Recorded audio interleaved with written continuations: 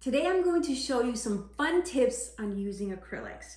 This is a great medium to work with. It dries fast, it's water soluble when wet, and because it's a plastic polymer, it dries into this flexible, water resistant, and durable surface which you can just keep layering on, right? You can also turn it into a watercolor by adding water and have effects like that, or do impasto effects where you're using really thick acrylic to create textures and fun things with your painting. So let's get to it. Okay, I have all of my acrylics here and I just wanted to show you some brands that are really good. I like using Winsor & Newton. They're really great acrylics and they're inexpensive. So they're great for if you're starting out, you don't have these supplies yet, they're just great to purchase and start out with.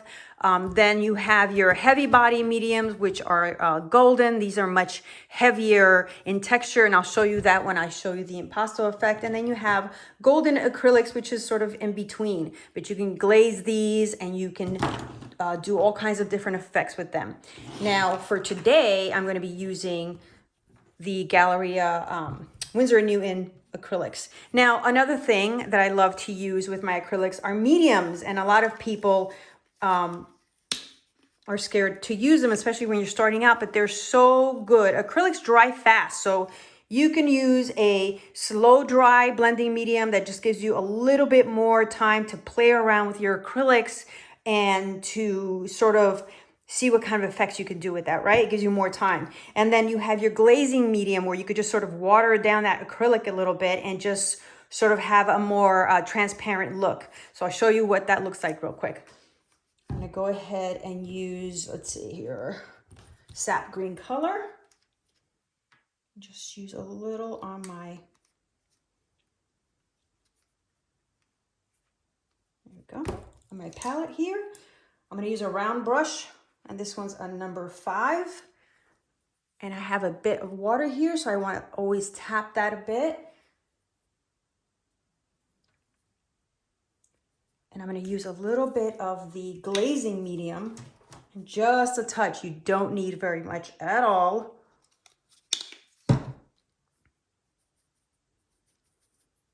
And you could already see. So I have my flower here that I'm gonna use as an example. And I just wanna do the stem really quick just to show you what that looks like. And I did draw it out for you ahead of time. But you could see that the glaze sort of caused the medium glaze sort of caused a transparent effect. Probably should have used a thinner brush, but I wanted you to really see what that looks like.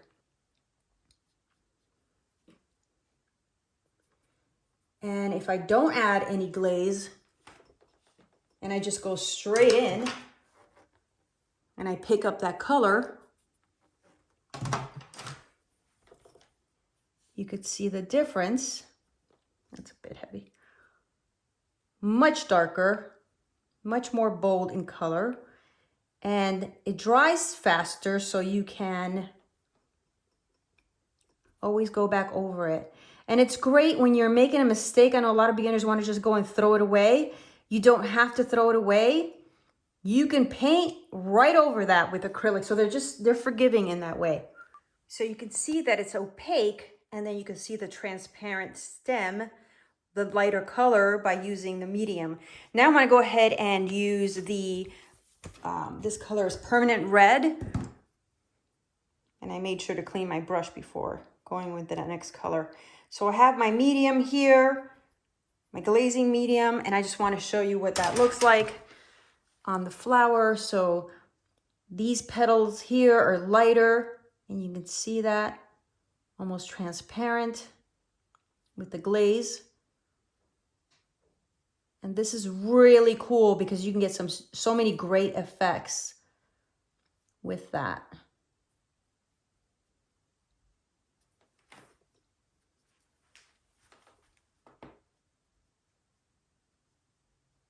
And I could layer that and you can see how much darker that gets.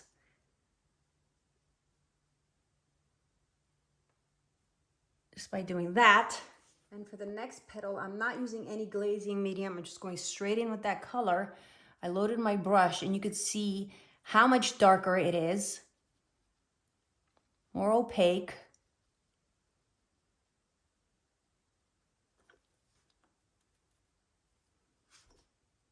And it just pulls out from the flower itself.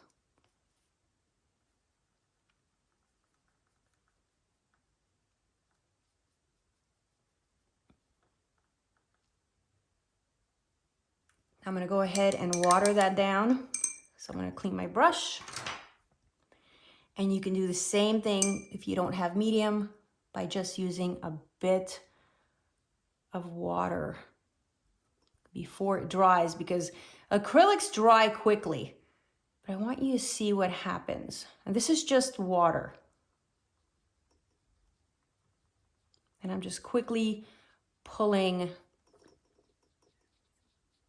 that color, making it more transparent.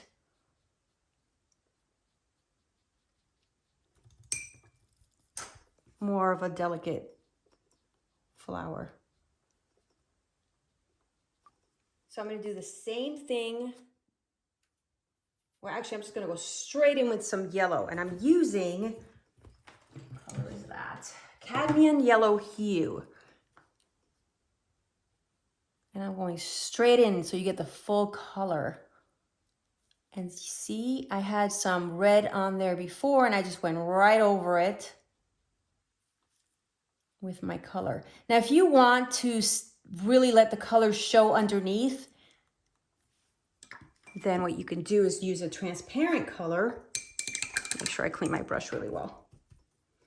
Let's see here. Let's see, I use the red, and I'll do that right over here.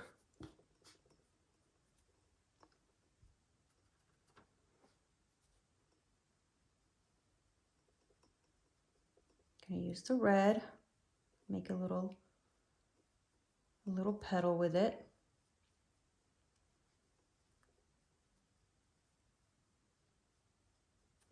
The trick here is to make sure this is fully dry. I'm gonna go ahead and pick up some of that yellow. Oh my goodness. And I can go right into it, and you can see the color underneath. It changes it a little. Oops, got out of the line. You could still see that red underneath, and it just creates this beautiful color.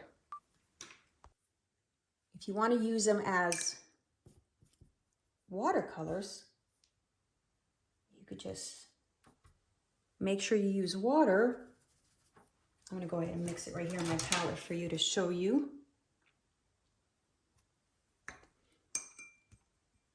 Picked up the wrong one. Okay. Here is some of that red. Use a little water. Water that down a little bit. Just like that. And then just create sort of like a watercolor effect.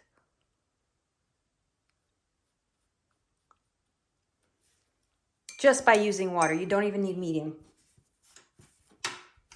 And if you want to do the layer, just make sure that that's completely dry. I saw what the Winsor & Newton acrylics were like. These are the heavy body acrylics by Golden. I love using these. It's a thicker acrylic. Let me show you what that looks like. Very buttery. And let's see here. Let me use these two colors. Nice and thick and buttery. Now I'm going to go ahead and use my palette knife and just pick that up. Let's see where I can do this, just so you can get an idea. Actually, I'm just going to go right on my flower, just to give it more of a 3D effect. But I don't want to do too much.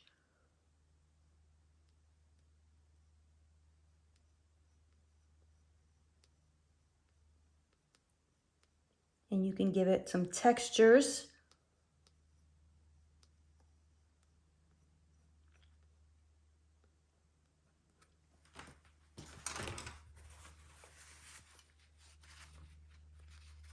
And if you get to it before it dries,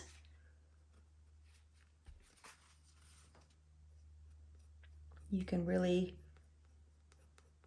play around and do all kinds of things. You could lift it, create some really cool textural effects with it. I'm trying to stay in the lines. Now, if you make a mistake, like I said before, you can always wait for it to fully dry and then just paint right over it. I just want to show you what that looks like. See if I could do a petal. It's going full in with that paint. And you could see how thick it is.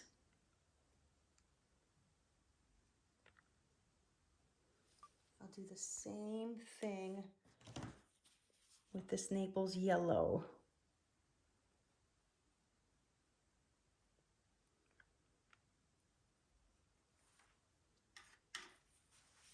Right next to it, just do another petal. And basically, it's just experimenting and playing around with it, seeing what you can do with your acrylics. But it's just an amazing medium. Just gonna leave all those textures there, just like that, and let that dry. So as you can see, I made a bit of a mistake right there, no problem. I let it fully dry because I didn't catch it on time. And I'm just gonna use some white because my paper's white. Just pick up a little bit of that white. Or I can even do a background. Clean up some of these edges. And as you can see, you just paint over it. And I most likely would do a background. But right now I just want to clean some of these edges. All right, so you learned the impasto effect using thick paints. You learned how to glaze, how to create transparent, and use the opaque straight on color and get all kinds of different fun effects with this flower that I just had. If you guys have any more questions for me, just make sure to comment below and let me know what you think about today's tip.